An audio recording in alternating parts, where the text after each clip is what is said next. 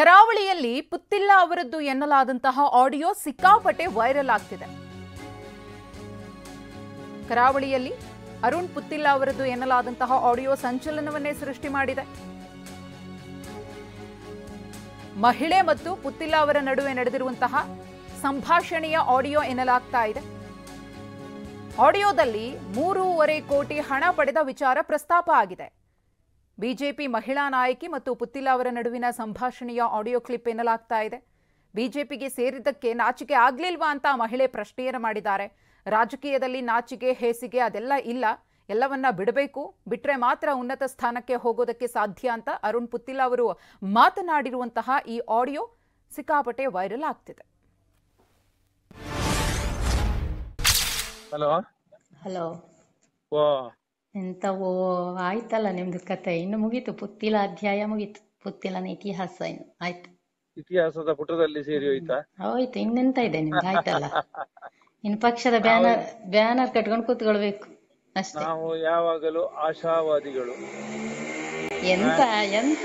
ಎಂತ ಇದೆ ಆಶಾವಾದಕ್ಕೆ? ಇನ್ನು MLA ಟಿಕೆಟ್ ಸಿಗೋದಿಲ್ಲ. ನೋಡುವ ಯಾರ್ದು ಏನು ಕತೆ ಅಂತ ಹೇಳಿ ಗೊತ್ತಾ. ಈಗ MP ನಳಿನ್ ಕುಮಾರ್ಗೆ ತಪ್ತದೆ ಅಂತ ಹೇಳಿ 99 ಜನ ಯಾರಾದ್ರೂ ಯೋಚನೆ ಮಾಡಿದಾರ? 100ಕ್ಕೆ 100 ಜನ. ಅಲ್ಲ, ನೀವೆಂತ ಹೇಳಕ್ ಹೊರಟ್ರೆ ಏನು ಒಂದು ಅಂತ ಹೇಳ. ಲಾಸ್ಟ್ ತಪ್ಪಿದ್ದದ್ ಯಾರೆಂತ ಗೊತ್ತಾಗಿದೆ? ಲಾಸ್ಟ್ ತಪ್ಪಿದ್ದದ್ ಹೆಂಗೆ ಅಂತ ಹಾಗೆ ಎಂತ ಲಾಸ್ಟ್ ನಿಮ್ಗೆ ಸಿಗ್ತದೆ ಅಂತನಾ? ಈಗ ಭಾವಿಸಿ ಈಗ ಸಿಗ್ತದೆ ಅಂತ ಹೇಳುದಕ್ಕೆ ನಾಳೆ ಈಗ ನಾನು ಇದ್ದೇನಾ, ನೀವು ಇದ್ದೇನಾ, ಅಥವಾ ಕೊಡುವವರು ಇದ್ದಾರಾ ಅನ್ನುವಂತ ನಿಘಂಟು ನಮಗೆ ಉಂಟು. ಅಲ್ಲ, ಹಾಗಲ್ಲ. ಜವಾಬ್ದಾರಿ ಇಲ್ಲದೆ ಕಾಲ್ ಹಾಕೋದಿಲ್ಲ ಆಫೀಸಿಗೆ ಹೋದಿಗೆ, ನಾಚಿಗೆಟ್ರಲ್ಲ ಅಂತ ಹೇಳಿ ಹೇಸಿಗೆ ಆಯ್ತು. ರಾಜಕೀಯ ಅಂದ್ರೆ ನಾಚಿಗೆ ಹೇಸಿಗೆ ತೂ ಚೂ ಅದೆಲ್ಲ ಯಾವುದಿಲ್ಲ ಅಂತ. ಅದು ಬಿಟ್ಟವರೇ ಪೊಲಿಟಿಷಿಯನ್, ಬಿಟ್ಟವನೇ. ಇದು ಮಾತ್ರ ಸತ್ಯ ಅಂದ್ರೆ 100%. ಮಾನ ಮರ್ಯಾದೆ ಬಿಟ್ರೆ ಮಾತ್ರ ರಾಜಕೀಯ. ಅದು ಎರಡೂ ಬಿಡ್ಬೇಕು ಅಂತ, ಇಲ್ಲದ್ರೆ ಉನ್ನತ ಹುದ್ದೆಗೆ ಹೋಗ್ಲಿಕ್ಕೆ ಸಾಧ್ಯವೇ ಇಲ್ಲ.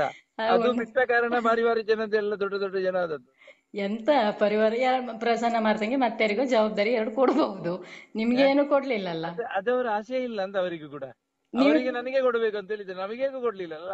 ಅವರಿಗೆ ಆ ನಿರೀಕ್ಷೆ ಇಲ್ಲ. ನಿರೀಕ್ಷೆ ಇಲ್ಲದಿದ್ರೆ ಒಂದು ಲಾಟ್ರಿ ಸಿಕ್ಕಿದಾಗೆ ಅಲ್ಲ.